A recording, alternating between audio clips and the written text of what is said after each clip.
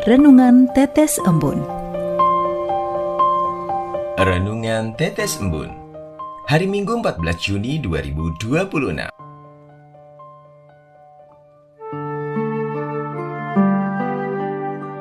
Kerajaan surga sudah dekat. Kutipan diambil dari Injil Matius bab 10 ayat 7. Pergilah dan beritakanlah, kerajaan surga sudah dekat. Sobat Katolikana, Yesus mengutus para muridnya untuk membawa satu kabar yang menenangkan hati. Kerajaan surga sudah dekat. Yang dimaksud dengan kerajaan surga bukan pertama-tama soal tempat setelah kematian, melainkan tentang kehadiran Allah dalam kehidupan manusia, di mana Allah sungguh hadir dan berkarya di tengah kehidupan kita. Sementara itu, frasa sudah dekat menunjukkan bahwa karya Allah terjadi sekarang, bukan nanti, bukan pula hanya pada akhir zaman. Kehadiran Allah tampak nyata melalui belas kasih-Nya yang memulihkan hidup manusia.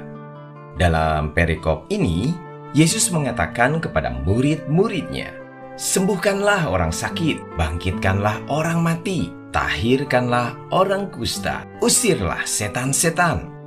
Karena itu, Yesus mengutus murid-muridnya, "Pergilah dan beritakanlah." Demikianlah, iman tidak boleh berhenti di dalam diri sendiri atau hanya tinggal di dalam gereja. Para murid dipanggil untuk menunjukkan tanda-tanda kehadiran Allah, sehingga orang dapat merasakan bahwa Allah sungguh dekat dalam hidup mereka.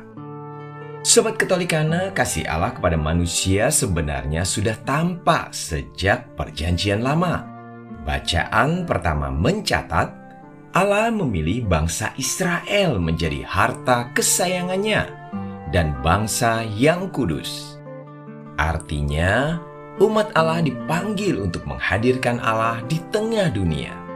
Sementara itu, Santo Paulus dalam bacaan kedua mengingatkan bahwa kasih Allah mencapai puncaknya ketika Kristus wafat bagi kita saat kita masih berdosa.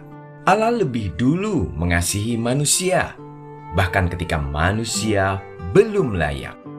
Karena telah lebih dahulu mengalami kasih Allah itulah, para murid diutus untuk membawa kasih dan belas kasih yang sama kepada sesama. Saya jadi teringat pada ritus penutup dalam misa. Katekismus Gereja Katolik nomor 1332 menyebutkan bahwa perayaan Ekaristi diakhiri dengan pengutusan atau missio, agar umat beriman melaksanakan kehendak Allah dalam kehidupan sehari-hari. Artinya, saya dan Sobat Katolikana juga diutus oleh Yesus untuk pergi dan memberitakan kerajaan surga. Tanda paling nyata dari kerajaan surga adalah belas kasih yang diwujudkan secara konkret kepada sesama. Karena itu, sumber pewartaan bukan ambisi rohani, melainkan hati yang peduli pada mereka yang terluka dan terlantar, seperti Yesus yang tergerak hatinya oleh belas kasihan. Kehadiran Allah menjadi nyata ketika manusia mengalami kasih, perhatian, pemulihan, dan pengharapan.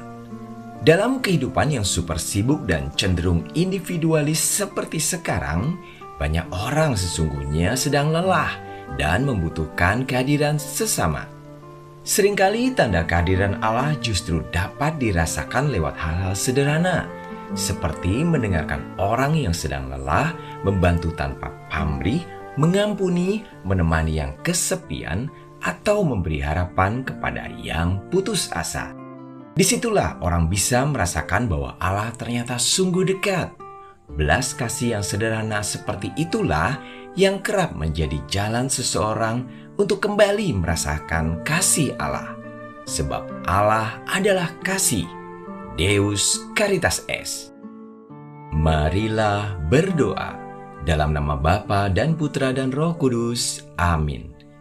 Tuhan Yesus, ajarlah kami untuk menghadirkan kerajaan-Mu melalui kasih dan belas kasih dalam kehidupan sehari-hari. Bukalah hati kami agar peka terhadap mereka yang lelah, terluka, dan membutuhkan perhatian. Semoga melalui perkataan dan tindakan kami, semakin banyak orang dapat merasakan bahwa Engkau sungguh dekat dan berkarya dalam hidup mereka. Nama-Mu kami muliakan, kini dan sepanjang segala masa. Amin. Dalam nama Bapa dan Putra dan Roh Kudus. Amin.